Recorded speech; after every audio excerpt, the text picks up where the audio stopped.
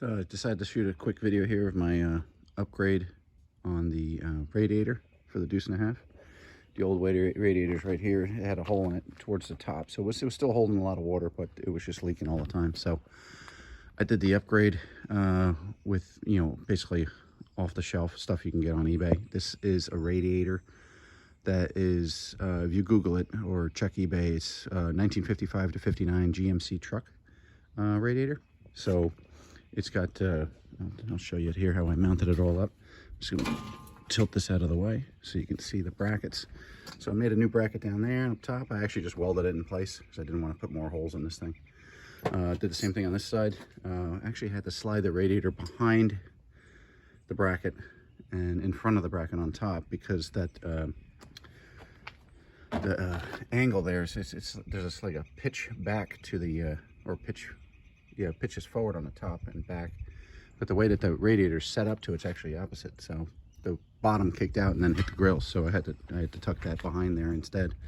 I'll show you how I hooked it up on the top. The top is a 1.5 inch outlet. I don't have it all hooked up yet, so I can pull it apart and show you. So basically this is an elbow right here that's 1.5 to 2 inch. I have a 2-inch billet coupler here, and then this is just a 2-inch hose I had laying around that just happened to work. So that all connects together. The bottom is in the right area, and the bottom I actually didn't have to do much at all with. I'll show you from underneath what it looks like. So that's just the original hose, which gets right up on there. Now that's a 1 3/4 inch outlet. The hose is 2 inch, so I'm hoping that the clamp can make up the difference, and hope she doesn't leak. Otherwise I'm gonna have to figure out something different for that.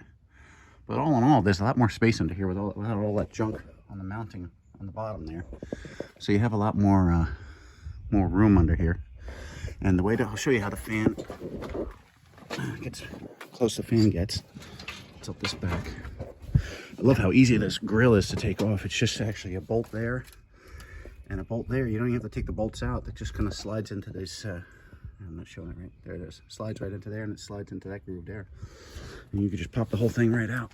So there is the clearance. Sorry if this video is shitty, but there is the clearance. I got enough clearance on top here for the hose, and a few inches of clearance, about 2.5 maybe, between the radiator. And the way I bolted it in here, so you can see, I have little rubber grommets in between the bolt, just so the rattling doesn't shake something apart. You can see the grommets there. And just a couple of bolts I had laying around the garage. A lot of this stuff I didn't really have to buy. I just had stuff laying around that worked. Like these metal brackets.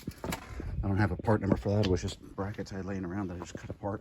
So anyway, that's it. Hopefully it works out. Again, this was a 1955 to 59 GMC radiator, which was actually a little bit closer in size to the Deuce and a half. I know a lot of people use this, the one from like a 1960 Chevy or something like that. So this one was just like an inch taller, which was closer to the specs of the original radiator. Radiator was like $199 on eBay. The rest of the parts are maybe 50, 60 bucks. I'd say all in, and maybe 300 bucks you can do it, instead of trying to find a used one or a new radiator, which is like $1,000, which is insane. So anyway, that's what she looks like.